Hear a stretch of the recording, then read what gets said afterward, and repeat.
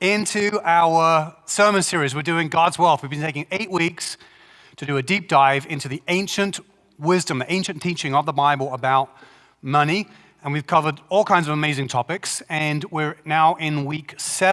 And as we've gone through this, we've really seen and learned and been reminded that Jesus himself says a ton about money. He says it directly, teaching about money, about how to think about money and how to use money, but also indirectly, he teaches about money. So what you notice about a lot of the teachings of Jesus are that even if they're not directly about money, he still somehow frames all of his teachings using financial terminology. And that should give us an insight that if it's on God's mind and it's something valuable and important to God, it's something that we should grapple with and learn about, something that we should be confronted with and be challenged with and grow in. Today we're going to be in Luke chapter 19, verses 11 through 27. And as I said, we're doing Invest Wisely. The most common investments that most people will have is retirement. Hopefully people are thinking about that. When you're young, you don't necessarily think about that. The older you get, the more you start to think about that. If we're blessed, if we apply actually some of the principles we've been learning in this series, and we find that we have more money, more than just beyond our means, then we are faced with the question of what do we do with the extra that we have? And that's when we start asking questions about investment and asking, well, how does God want us to think about investing money? Some of the content from this series and from today comes from a book called Money, Possessions, and Eternity by Randy Alcorn, which is a great book, my second favorite book other than the Bible. I read it about 5 times, so definitely check that out. Let's pray, and then let's read here from Luke 19. Jesus, we thank you you're with us, and I pray today that you would give us great insights into how to continue to use the money that you bless us with, all the things that you've given to us. Continue to help us to be generous, to be open-handed, to be debt-free, but also to think wisely about the future and about the kind of investments that you might call us to make. God, that we would do this all with wisdom and with discernment in a way that's glorifying to you. And I pray more than anything for those who don't know you today, God, come to them, help them find you, help them find faith in you. And I just pray encourage people's hearts, Lord. Life is hard. And I just pray for anyone here who's feeling blue, I pray that you would give them your joy. In Jesus' name, amen. Amen. Luke 19, verses 11 through 27. As they heard these things, he proceeded to tell them a parable. This is obviously talking about Jesus. Because he was near to Jerusalem, and because they supposed that the kingdom of God was to appear immediately. He said, therefore, a nobleman went into a far country to receive for himself a kingdom and then return. Calling 10 of his servants, he gave them 10 minas and said to them, engage in business until I come. But his citizens hated him and sent a delegation after him, saying, we do not want this man to reign over us. When he returned, having received the kingdom, he ordered these servants to whom he had given the money to be called to him, that he might know what they had gained by doing business. The first came before him, saying, Lord, your mina has made 10 minas more. And he said to him, well done, good servant. Because you have been faithful with very little, you shall have authority over 10 cities. And the second came, saying, Lord, your mina has made 5 minas. And he said to him, and you are to be over 5 cities. Then came another, saying, Lord, here is your mina, which I kept laid away in a handkerchief. It's not what you want to hear. Verse 21, for I was afraid of you, because you are a severe man. You take what you did not deposit and reap what you did not sow. He said to him, I will condemn you with your own words, you wicked servant. You knew that I was a severe man, taking what I did not deposit and reaping what I did not sow. Why then did you not put my money in the bank? And at my coming, I might have collected it with interest. And he said to those who stood by, "Take the mina from him and give it to the one who has the 10 minas." And they said to him, "Lord, he has 10 minas."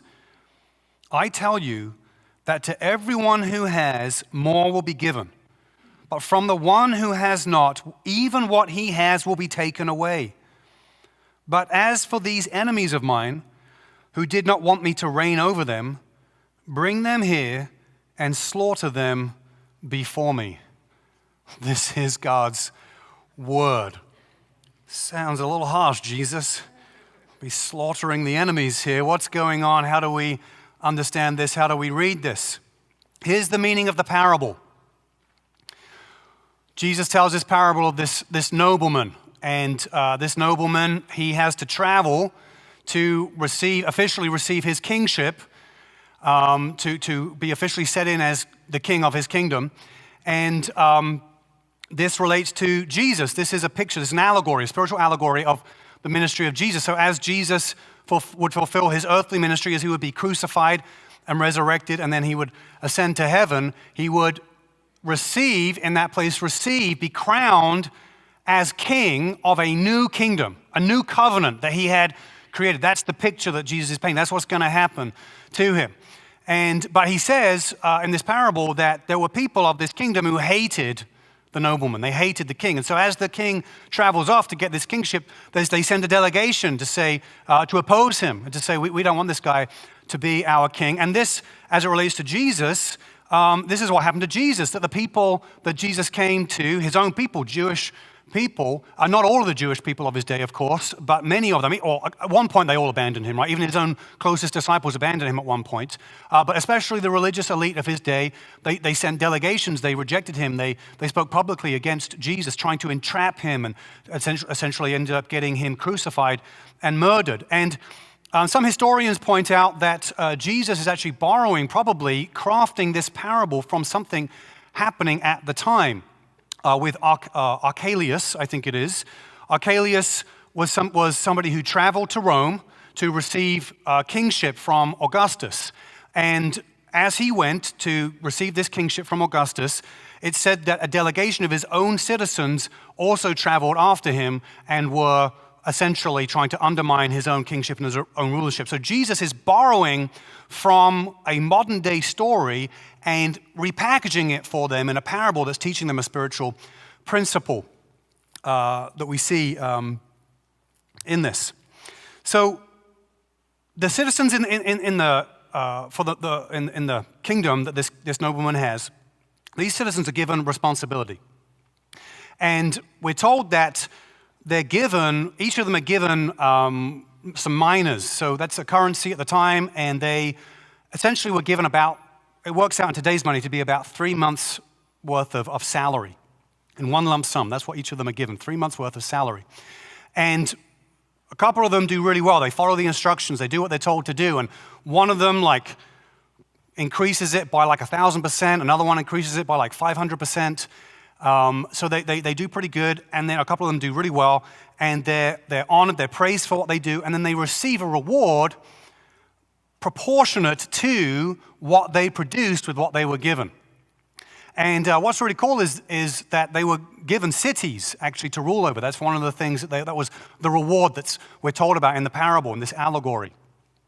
And this is a point, again in the Bible, that God's special heart for cities shines through. We see this at different parts of the Bible as you read through. We see that heaven is a city, and that cities are desirable and inevitable and full of redemptive purpose, and that there's a special place in God's heart for cities. And so for Jesus to use the reward for the work of these citizens to be the receiving the responsibility to care for and to seek the prosperity of these cities and to oversee these cities, again, paints for us this vision that God has for us that we might also have God's heart for the cities of this earth, but also the final city that we'll be in as well. Beyond just the city aspect of this, we see that God gave them leadership responsibility. And so we should receive this parable understanding this, that God has a vision for our lives. Not everyone ends up in such a high level of leadership responsibility as these two servants did, overseeing multiple cities. But there is something in the heart of God where God wants us to have a vision for our lives, that our lives are not just meant to be for ourselves, that we just take care of ourselves, but we actually grow into such maturity that we're taking responsibility for others, that we're investing in others, that we're leading others and influencing others for God's purposes, for God's kingdom. Now, we also have this other servant, and in other translations of the Bible, they're actually called slaves. Servant, slave is kind of interchangeably used in different parts of the Bible. And our idea of slavery is different to the Bible's idea of slavery. But essentially, they're bond servants. And one of these bond servants, he fails to follow any of the instructions. And as a result, not only is what he was given, the 3 months' salary that he saved in a handkerchief, not only is that taken from him, but he's executed. Now, Jesus, in borrowing from the context of his day, in telling this story around, hey, there's a king who has enemies, he goes off to get his kingdom, he comes back, and these people are trying to reject his kingship. In framing it that way, Jesus' hearers of the day would not have been surprised at all that the king would have executed these people. This is treasonous behavior. These are people of your own administration, your own government, who are actively trying to undermine your leadership, and they're essentially traitors. They're committing treason, and that this is typical throughout most parts of history. Those people, they get slaughtered. They're gone. That's what kings do. And so the hearers of Jesus' day would have thought nothing of this. They would have said, well, that's what you get if you do that kind of thing. For us, as we hear this part of the parable, we do have to remember this is a spiritual allegory. Jesus is trying to paint for us, though, the severity and the seriousness, the consequences of rejecting God, of coming directly against God, of opposing God, that ultimately will be cut off from him. And there's a serious message in that. That's why we should follow Jesus. That's why we should take Jesus so seriously and seek a relationship with him, so that we'll be with him and so that we won't be without him. So this particular servant essentially did 4 things wrong. The first thing he really did wrong was that he falsely accused the king. He maligned his character. He accused him of being a severe, terrible man. And in doing so, the second thing he did in doing that is he kind of blamed him for his lack of productivity and his own laziness. So he accused him and then of being a bad character. Then he's blaming him for the outcome, which he alone is responsible for. The third thing he did wrong is that he failed to follow any of the directions. Completely, the direction was go do business, go work, go turn this money into something more. He failed to do that. And then the fourth thing that he did was that he wasted these resources. These resources could have been used for great things, and he completely wasted them. We can't be fooled into thinking that if we're neutral, we're okay. Of course, we should seek to do good. We should seek to do the good that God has called us to. But also, what we've got to understand about this is that the world is never neutral. In the void of the good that we could do, evil thrives. It is actually, the Bible describes it this way, it's a wicked thing to not do the good that we could do. That allows evil to thrive all the more, and then he paid the price for it. The bigger point of the parable is this, is that God gives each of us resources. He gives us time, he gives us talent, he gives us connections, he gives us opportunities, he gives us money and resources. He gives each of us resources, and we're to take it seriously, his calling to use those resources, to multiply, to invest those resources, to use them to create a harvest of righteousness in our lives that we might bring glory and honor to God. That's the point of it. And the Bible here, and actually many parts of the Bible is actually being very pro-business. Jesus framing this as, hey, go do business. It's being very pro-business and very pro-investment. And when we think about this, actually, this makes sense that even though work is cursed, our work is more difficult than it should be, work itself is not a curse. Do we see the difference between those things? That work is cursed, and that it's our fall from grace in the very beginning. Work has been cursed, but work itself is not a curse. Work actually is a gift to us. Work came before evil and sin entered the world. And so we see that as we work in the world, we're We're called to work to do redemptive things for God, to use our energy and our time to actually help other people, but also to use our own talents and to use our own abilities that God has given us to be enriched by that. There's something divine as we work with the strength that God has given us. Excuse me. We need to do that for about 10 minutes. I need some water, actually. Been a little sick this week, but I'm not contagious. It's just like slightly under the surface there, building. Where was I? Someone's listening. This parable is very pro-business, that God, part of us displaying the image of God is that we do the work that God has called us to, that our lives are supposed to be useful. And we know it's super depressing, super dark if we get to a place where we believe we're useless, we're not good for anything, or that we can't contribute to the world. That's a terrible place to be in, and that's because we're not really living out of the vision that God has for our lives. And so the Bible is very, very pro-business here, but also very pro-investment. It's really encouraging. Hey, even just framing this allegory with this idea of using your money to invest it, to grow it, is very pro-investment. Now, there's no verse in the Bible that directly tells us to invest our money. There are verses that tell us, hey, go work, use your work, be accomplished in your work and try and master things and use that in a godly way. But there's no verses that tell us directly to invest. But because Jesus is and actually Jesus is not the only time he uses investment to actually teach a lesson. But because Jesus does this a few times and because he's so positive about it, it really gives us the impression that we have permission to invest. We can use our money. We can put it into certain investments. And we can definitely say this, there's no verses in the Bible that prohibit us, that ban us from investing. That doesn't mean we should, but it means we have the freedom to do so. So with this parable today, this parable is about lots of things. It's about all the resources and all the time and the energy that God gives us. I want to hone it in and specifically focus on finance today. Verse 23 says this, very interesting. Verse 23 says this, because it seems that the nobleman, this king, he would have accepted even the laziest form of investment. Even the laziest form of investment, this guy would have been okay. So verse 23, it says, why then did you not put my money in the bank, and at my coming I might have collected it with interest?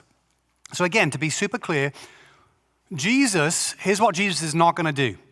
At the end of time, balances and say, Elon Musk, you did it, you won. Or Jeff Bezos, you did it, you won, right? It's an allegory, right? He's using finances to teach us a lesson about how we multiply all the things, the different things that we've been given in our lives. But money is a part of that. Money is definitely a part of that. So as it relates to living a fruitful life, living a life, a harvest of righteousness in our life, doing the good works of God, multiplying good works in the world, and taking what God has given us and growing it into something wonderful, so that, planting those seeds so it grows into something more, so that we can give that as an offering, as a blessing to God. How does our use of money and our use of investing money, how does it relate to that? I want to answer that question today. And if you think about investments, financial investments, what is an investment?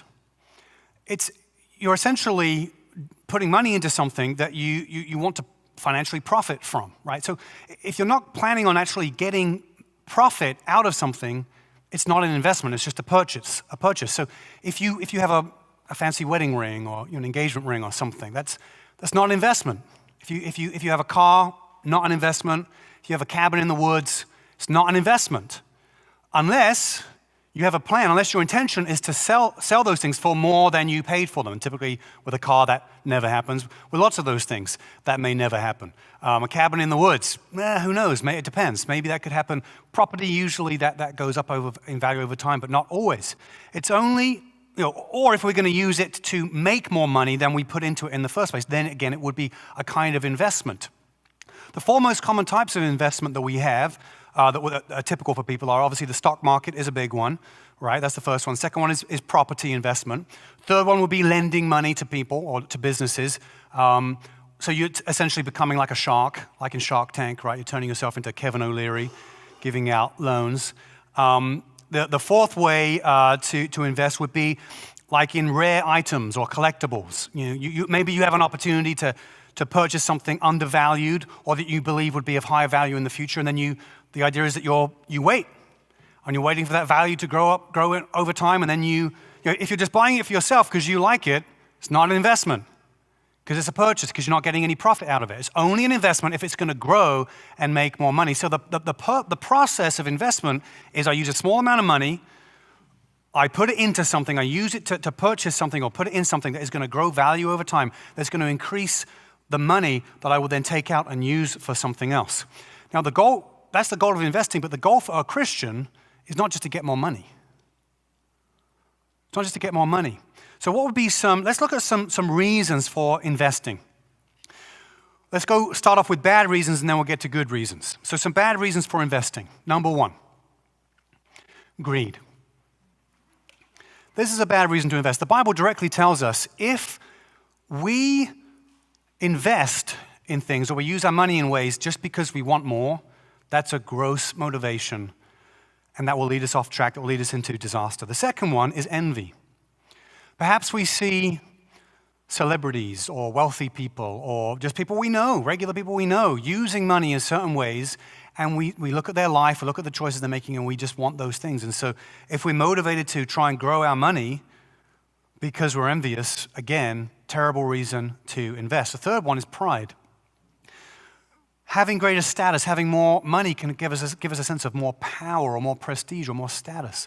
If that's the motivation that we can boast in our investments or boast in our profits, that's a terrible reason to invest. The fourth one is ignorance, to invest out of ignorance. Now, this is dangerous because if we don't quite understand what we're investing in, we might lose our investment entirely. The fifth one is fear.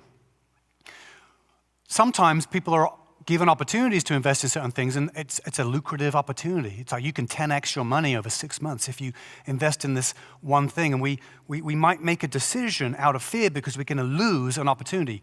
Terrible reason to invest. What are some good reasons to invest? Number one is that we might want to save for future needs. So this is what a retirement plan would be, is you got to think ahead into the future. My plan for retirement is never to retire. I think retirement's overrated. I think we should always be working in some regard. Sometimes people may not be able to get paid for work they would do as they're older, so they may have to volunteer for it. So in that case, you definitely need a retirement. As you get older, you may not have the energy to work as much as you did when you were younger.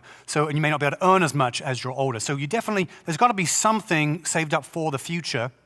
And so this is a good godly reason to say, if I'm saving up, any kind of savings we have, if it's for the long term, it makes sense to say, well, why wouldn't I just invest that money so that money can grow and become even greater in the long term?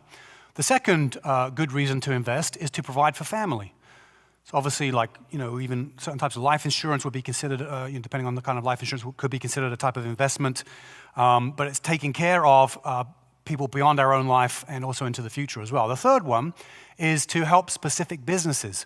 Now think about it like this. Oftentimes we think an investment just helps us.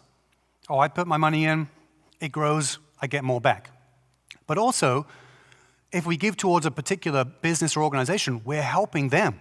They have the funds, they're being invested in, they're growing in value, and we're actually helping them succeed. And so it might be that some of us have a particular vision or passion for what a business is doing. We might really like what they're doing. And so we might say, I want to invest in them because I really believe in their mission. So it's not just, so it's a win-win, right? I'm getting something out of it, but I really believe in what I'm investing in. The fourth reason might be to help the economy. Now, this is probably somebody who is quite wealthy. They might be strategic if the economy is struggling, or they just want to boost the economy. They might invest in businesses that can employ more people, or that are focused on certain sectors they think will help generate more economic growth. And so this might be like a really smart way for somebody to not just to grow their own money, but to say, overall, I want our economy to be doing really well. So that would be a really good kingdom mindset to have about investing. The fifth one is to contribute to ministry.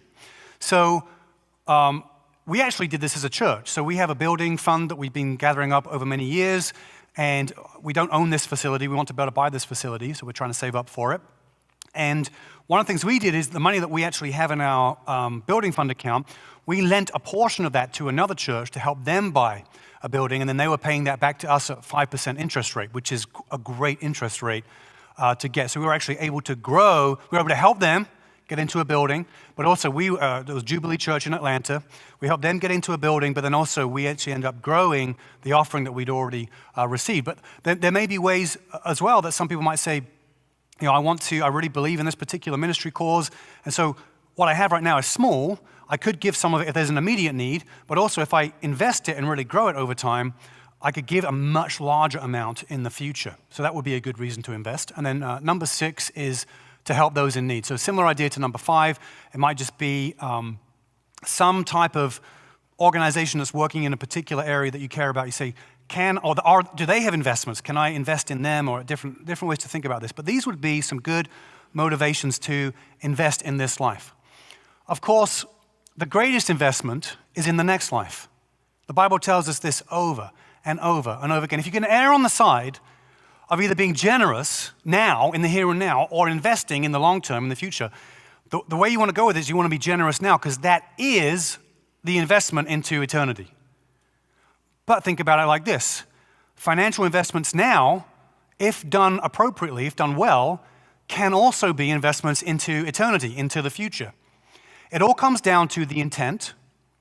It all comes down to a plan to say, I'm only going to have this investment for this amount of time.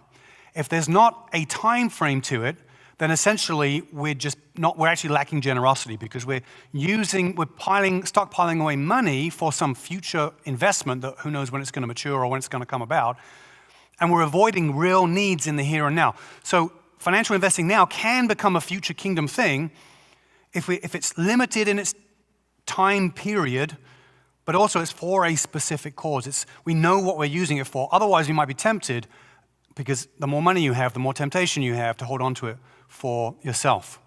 That's the danger, that's the temptation. Financial investing should never cause us to be less generous. In fact, as our money grows, we should become more generous. We should do what the poor widow did in Luke 21, this famous story in Luke 21. Let me read this real quick. This is what she did. A couple of chapters on from what we were reading, Jesus taught this, Luke 21, verses 1 through 4. Jesus looked up and saw the rich putting their gifts into the offering box, and he saw a poor widow put in 2 small copper coins. And he said, truly I tell you, this poor widow has put in more than all of them, for they all contributed out of their abundance. But she, out of her poverty, put in all she had to live on. I actually have, so the coin that she put in, it says she put in 2 small copper coins. And I actually have a coin from Jerusalem from the time of Jesus. This is certified. We actually have a picture here of this as well. This is called a lepton, or the widow's mite, from Luke 21. This was the most common coin, ancient coin that was minted. So there's a lot of these going around, but I bought this online that's certified from Jerusalem from the time of Jesus. And if anyone wants to see this afterwards, I'll be in the lobby. I'll show it to you. It's pretty cool. I love stuff like this because it connects our faith to history. There's a really small chance that this is the coin that the poor widow put into the offering box. Really small chance, micro chance, but you never know. How cool would that be? We'll find out when we get to heaven. But I'd love to show this to you if you want to take a look at this up close and personal. And here's what the widow did. All these wealthy people, they probably gave less than 1% of what they had. But they're doing it in a public way, making themselves look generous. Like, oh, look how generous they are. They're giving so much. But it's like they gave such a small proportion of what they had. That's all she had. She gave 100%. She gave everything. And that was an investment into future generations, because her gift is still bearing fruit for us. The fruit that it's bearing is that it inspires us to be generous, right? We should be praying about this Christmas offering, praying, God, stretch my faith. What would you have me give to this Christmas offering to give towards GRIP Youth, to give towards the VBS next year, to give towards the benevolence ministry? How can I contribute and give towards it? How can you stretch my faith in that? How can I be like this poor widow? If we don't have a lot, generosity is the key. As our money grows, if we find ourselves living beyond our means, we've got more than what we need, then that's when the question becomes, should I invest some of this? Because I can actually grow it even more and then be even more generous. That's where a Christian starts to have to engage questions and ask much deeper questions, more than we would typically have to ask. So let's dive into this. Let's look at the most common type of investment that we would make, which is our retirement. Most people's retirements is invested in a mutual fund. Now, you hear mutual fund, you just think, that just sounds boring. Just shoot me now, get me out of here. This is terrible, what's going on? Really, Matt, you're going to talk about mutual funds today? Well, the good news is I don't have anything for you to sign. I'm not here pushing any, I don't get any benefits from any kind of mutual funds. But let's talk about a mutual fund. If you're employed by somebody and you're contributing towards some kind of entire retirement plan, it's a mutual fund, right? If you're self-employed, you probably have some kind of mutual fund set up with Vanguard or something, one of these big people that provide these kind of mutual funds. A mutual fund, essentially, if you're not familiar with this, is just a collection of businesses. That's all it is. And when you pay money into it each month, and then either a person or an algorithm, probably mostly an algorithm, divides that money up across those businesses. And then the idea is that most of them will profit and do well, but some won't. Some will go out of business, some of them will lose money. But the idea is that because it's spread out across all these businesses, that the net is, over time, is that it makes a profit. Because by and large, most of them are going to do better, right? That's the idea.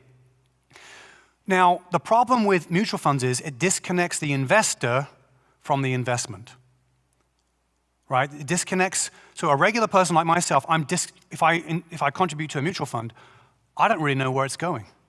And the challenge for Christians is that we might have God's money that he's blessed us with that we're putting into funds for saving up for the future, for retirement or other things.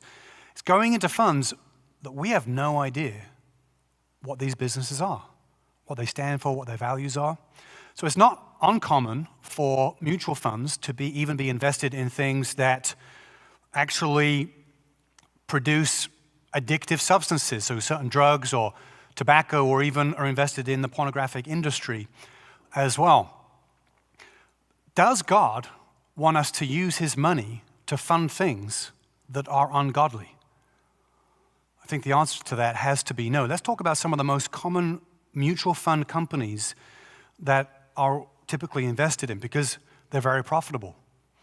Let's talk about 𝗀𝗏𝘃𝗀, HP. Anyone have an HP printer?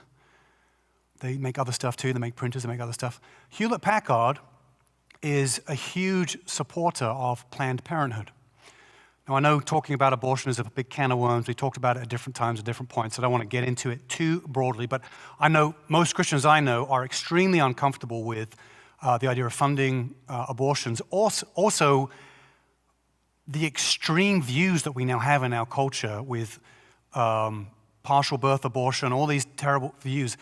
𝗀𝗏𝘃𝗀, if we're invested in a mutual fund, we're probably invested in a company that is not just okay with those things, but is actively investing in and promoting those things. It's a real dilemma. It's a real dilemma for Christians. American Express is another one. American Express uses their funds from their shareholders to directly promote anti-Christian values and behaviors. Disney is another example of this. Disney has had increasing accusations.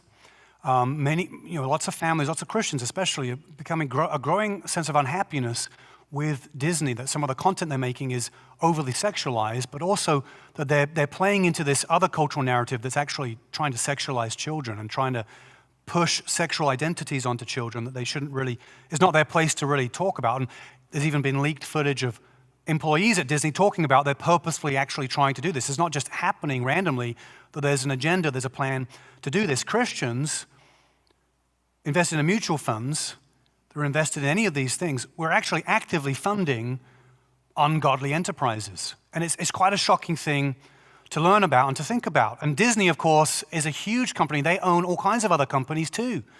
I think they own ABC, ESPN, A&E, Hulu, National Geographic, Miramax, Touchstone, Hollywood Pictures, Pixar, Marvel Studios, Lucasfilms, and also 20th Century Fox, as well as a few others. If we're invested in these things as Christians, we may have no idea how we're using God's money. Some church denominations, several years ago now, grouped together and invested in this company called Talisman Energy. It's a Canadian oil company. And at the time that this happened, 25% of their holdings or 25% of their investments were in the country of Sudan. And at the time, it was known, actually well known, that Sudan is essentially a genocidal regime that has consistently, for decades and decades, tortured and persecuted Christians. So here you have church denominations investing in a company that's invested in a country that is persecuting Christians. This is the problem with the disconnect between an investor and investment. And it's a real, I mean, we know it's a problem with, like, where are our clothes made from? Where are our devices made from? Where are all these things? How, it's a major problem in our day and age. The more I think about it, the more depressed I get, the more uncomfortable I feel about it. What happened was some anti-slavery groups started lobbying against Talisman Energy, and I think it was Vanguard and the state of New York City, or not the state of New York City, the state of New York, both divested themselves of their shares in Talisman because they were invested in Sudan. So there was mounting social pressure. So that was a good outcome in the end, that they dropped that. And then, Talisman themselves was still invested in Sudan. So I think it was in 2003, after growing social pressure, they themselves ended up selling that 25%, and they're no longer invested in it.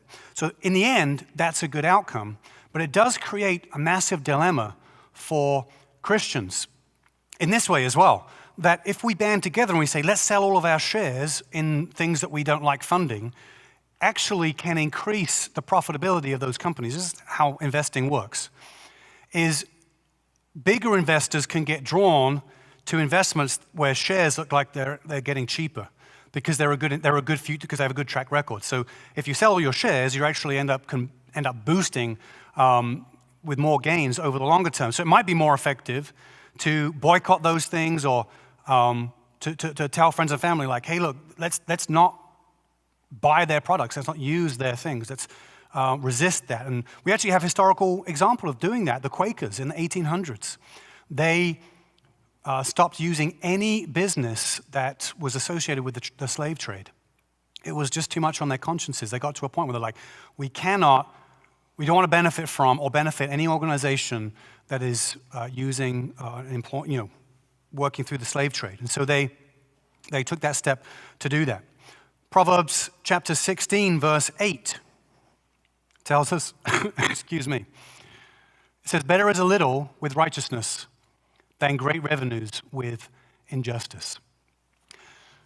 The challenge for us today is that you kind of have to become an investigative journalist to kind of figure anything out these days, because there's so much misinformation, hidden information, disinformation, whatever it might be. It's a real challenge for us. And so it's almost like you have to have a full-time job in order to track down all the different things that are happening, and people aren't always transparent about how money's being used, or it takes time and effort to uncover these things. And on a personal note, when I think about my retirement and my investments, like on a personal note, I'm not sure where all those things are going. I don't know all the different things those things are invested in. This is an area I personally need help in. And so, we've got to lean on others. And maybe some here might be motivated, might be inspired to do some of that investigative journalism in looking into different funds and doing research to find out, where is this money invested? How can we invest it in a godly way? Some people might decide, I don't want to be invested in mutual funds at all. I'm just going to invest in property. That might be a way to go for some people. But wherever our investment is, there's risk in that. There's risk in the stock market. There's risk in property. There's all kinds of risk. And so as Christians, we have to ask ourselves, what kind of risk is godly? How much risk should we take on? Because you think about a farmer, when they sow seeds, that's a huge risk. The weather could destroy his crops. His storage facilities could burn down. The competition could beat him in the market, right? Or just the demand, the desire for whatever crop he's growing could go down. Or one of his crops get infected with some kind of disease. There could be a major problem. So there's risk in everything. And if we're not willing to take on risk, then we should not make any investments. Because we've got to understand this. Any investment we make could go bad, and we could lose all of that money. That's the truth of an investment. It could go completely bad, and you could lose all of that money. Proverbs chapter 21, what verse is it? Verse 5 says, "The plans of the diligent lead surely to abundance, but everyone who is hasty comes only to poverty."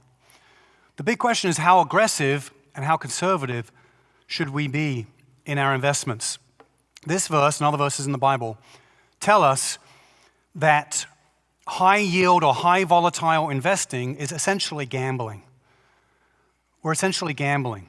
And the more risky an investment is, the less we should do it, the less we should be get involved in it. Because we've got to remember this, the stock market every 10 years or so has a massive downturn.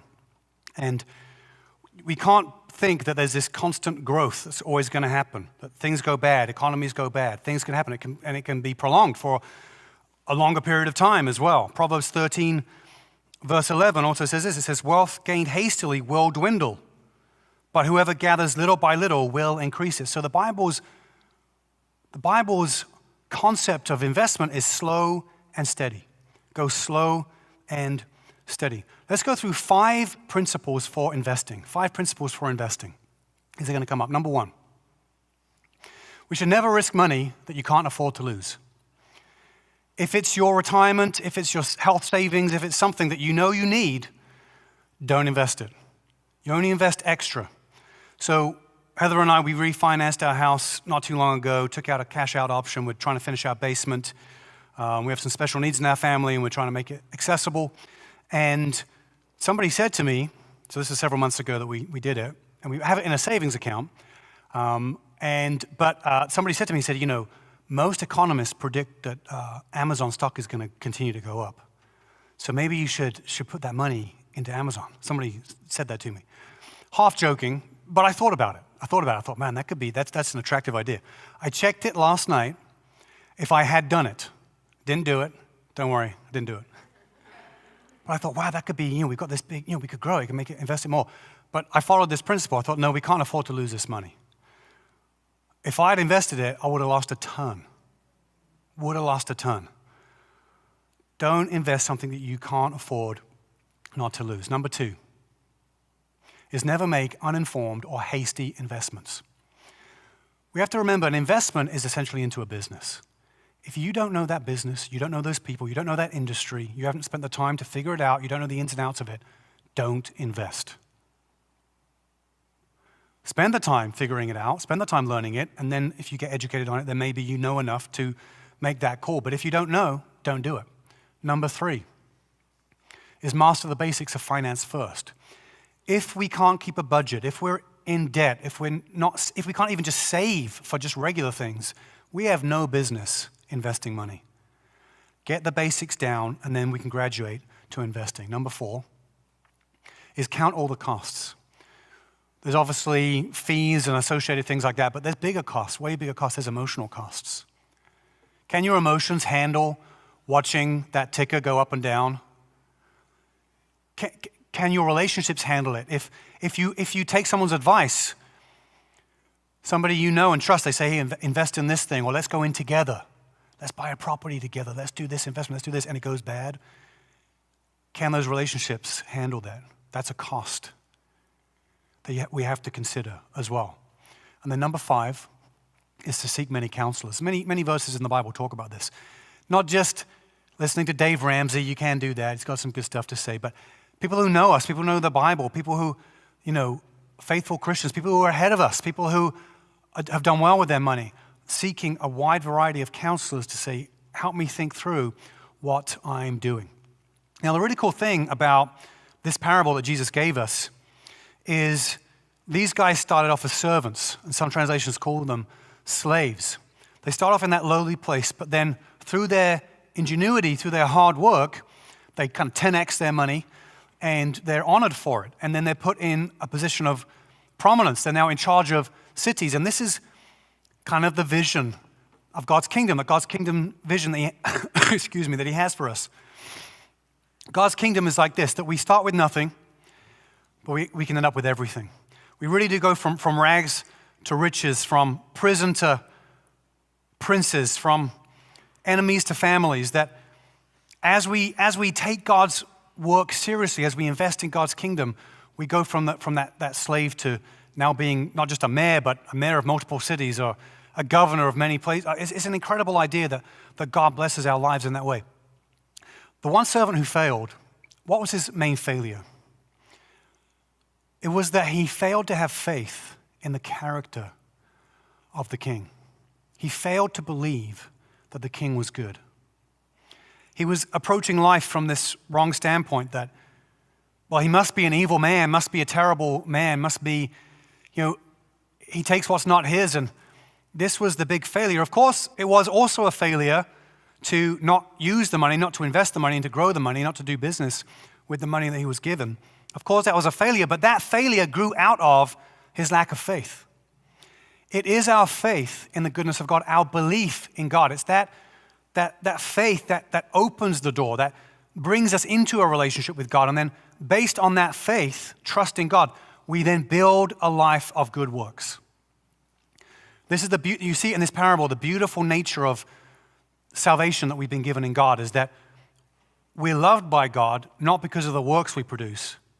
God does say, hey, well done. We're loved because we have faith in his character, because we trust in the goodness of God, because we put our hope and our faith in his good works and in his name and what he's done. And then based on that, then we can build a life full of good works. Let's make our greatest investment God. Let's make our greatest investment God. Let's put everything into his kingdom to help multiply what he blesses us with, that we may bring him more glory.